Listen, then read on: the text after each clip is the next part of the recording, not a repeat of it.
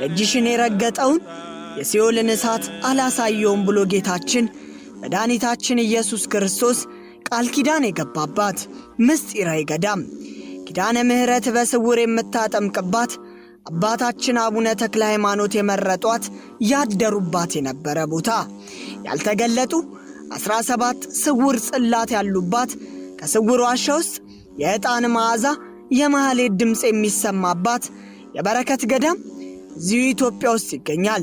ደጁን መርገጥ በራሱ የሲኦልን እሳት እንዳናይ የሚያደርገን ገዳም ነው።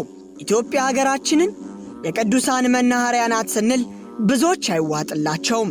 ነገር ግን እኛ ማለታችንን አናቆምም። ሀገራችን ኢትዮጵያ የቅዱሳን ቤት ናት። ብዙ ገቢረ ተአምራት የሚደረግባት ሀገረ እግዚአብሔር ኢትዮጵያ ናት።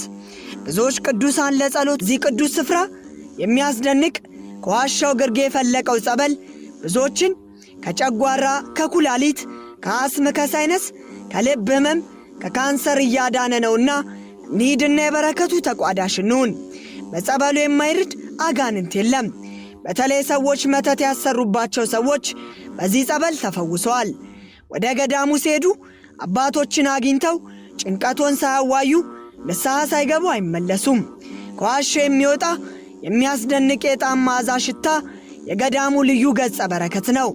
በዚህ ድንቅ ገዳም መጥቶ የተሳለመ ንስሐ ሳይገባ አይሞትም።